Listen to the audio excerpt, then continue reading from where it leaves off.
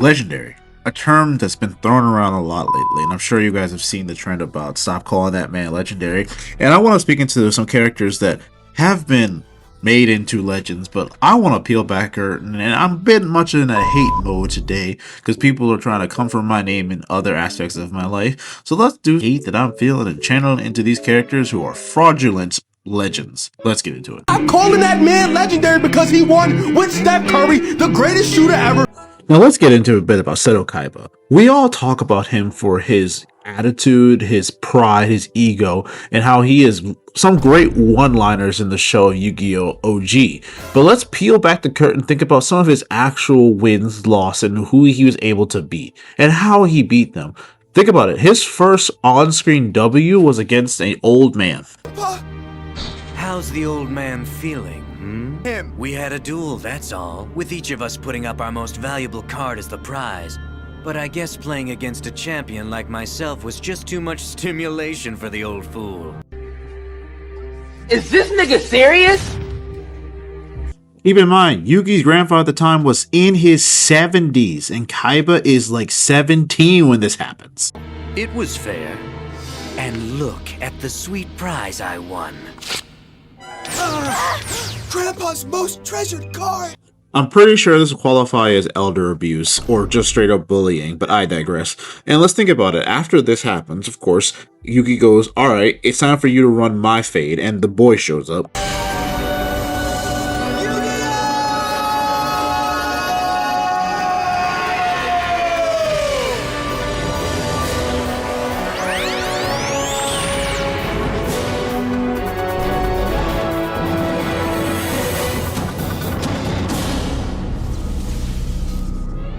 What the? Now, Kaiba, prepare yourself, because it's time to duel! And we all know that this duel does not go Kaiba's way. In fact, you could say it's one of the worst losses in a card-based anime history. Look what he did to this man. Draw your last pathetic card so I can end this, Yugi. My grandpa's deck has no pathetic cards, Kaiba, but it does contain the unstoppable Exodia! Impossible! I've assembled all 5 special cards, all 5 pieces of the puzzle! Exodia! It's not possible! No one's ever been able to call him! Better scramble like an egg before you get folded like an omelet, nigga. Ooh, that brother's floating in the air. How could his hands do this? Oh, someone get him out the air. And the worst part about this, not only did he lose badly, this version of Yugi, Atem, is a savage. He went for the double tap. But how? How could I have lost to him? Kaiba, if you truly want to know, open your mind!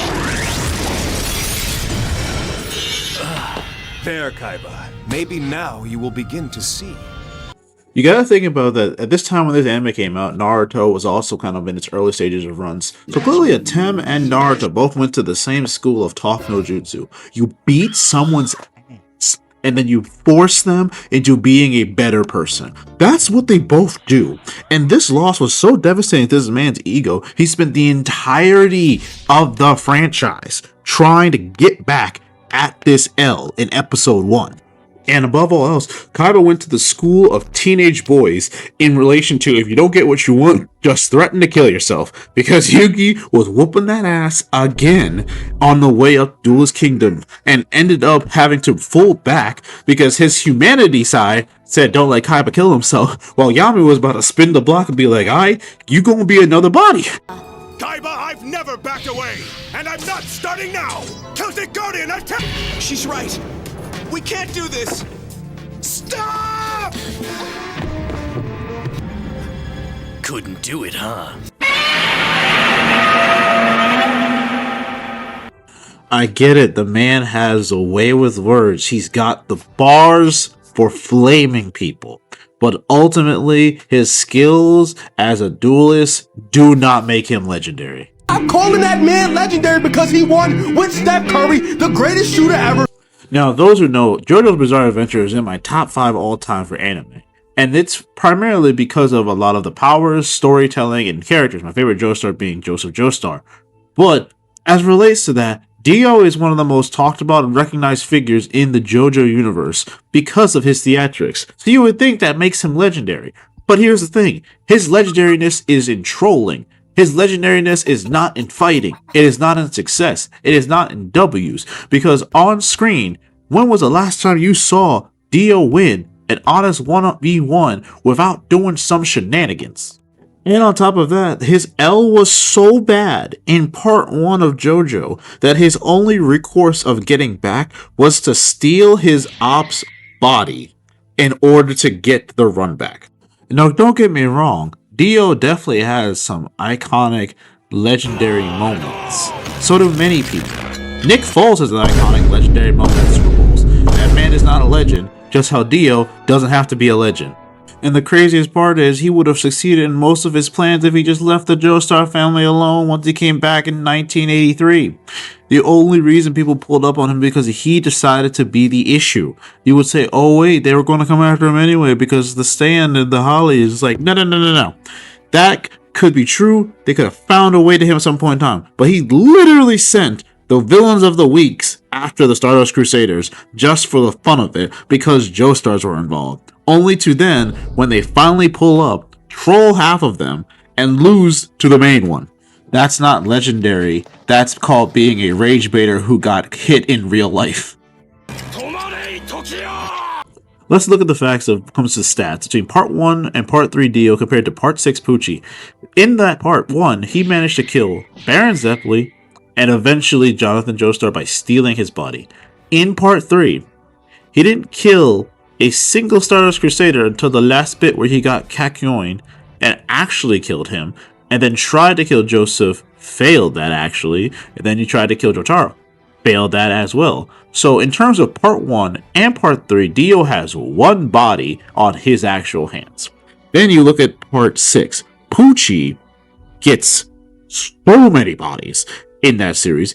Foo Fighters, gone. Weather Report, gone. Jolene, gone. Jotaro, gone. Hermes, gone.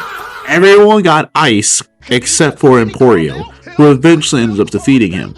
But that shows that Dio's disciple managed to get 6 bodies in a single part where Dio couldn't even get 3 in 2 parts.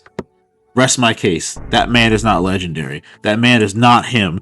Everyone under him appears to have a little more sauce than he does. Bro just is a zesty Louis Vuitton model out here doing the most trolling you'll ever see in an anime. But ultimately, he is not a legendary fighter. He's not a legendary opponent. He's just not legendary. I'm calling that man legendary because he won with Steph Curry, the greatest shooter ever. Now, you might have noticed that I simply said time skip Luffy, and there's a reason for that. Because Luffy was on a legendary run. If you think about his story pre-time skip, the way he was going through legendary pirates, notorious pirates, and making a name for himself in the world of One Piece is what we would call a generational run between Arlong, Karu, Don Creed, Wabo, Crocodile, all the way up to when he tried to fight an admiral. It didn't work for him, but he at least was about that life and realized his mistake. He wasn't familiar with his game. But the point I'm making is that if you think about it post-time skip, despite all that training, when he came back, he was a role player. The reason I make that statement is the first 2 bads that he fights in post-time skip is Caesar Clown and Hody Jones. In totality of the world of One Piece, these guys are not Warlord or Yonko level. They're barely lieutenants to Yonko level, and he dusts them very easily because, time skip training. He should be a lot stronger. But then we look into when he actually fight a real one, Dofi, Katakuri, Big Ma, Kaido, the list goes on. He needed help in every single one. Hell, even fighting Cracker from Whole Cake Island, he needed help. And that's my thing. Luffy was a legendary character. Luffy was a legendary fighter for the sheer fact that he went up against opponents that clearly weren't ready for, and he prevailed with no help back then when he was a weaker version of himself. And now, while older, wiser, air quote, and stronger. Every single fight past the first ones I mentioned, he needed help with people who weren't even the big boss. He just never was able to handle a one-on-one with any named villain character after the fact. That's not legendary. What he was 2.5 years ago in his world was legendary. That's why he became so widely known. That's why he jumped up the ranks. He had to be that guy, and now he's not that guy post-time skip. Gun to the back of your head, name a fight against a main villain or main villain character that he won by himself, zero help, post-time skip, after the 2 fights I named. Go ahead.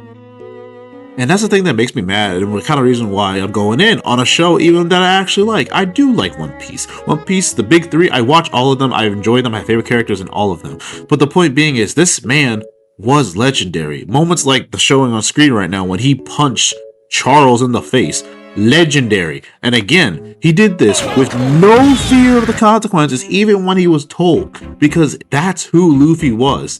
And now, post-time skip, he is kind of a role player. Is he the driving force of a team? You could say that, because they still rely upon Gear 5 to handle most of his problems. But ultimately, in order for him to win any fight going forward, I know for a fact he's not just going to handle them. He's going to get help, and he's going to need it, because that's just what they've done to this character. They took away his legendary badge, and it's sad to see. If you disagree with what I said, please let me know in the comments, or comment on any characters you believe are also someone who are frauds and not legends, and they can be a version of the character. The point I'm making in this video is that while I enjoy all the animes that these are from, and some of these characters, what they are and what they truly are talked about are not the same. GG's, guys. Stop what you're doing!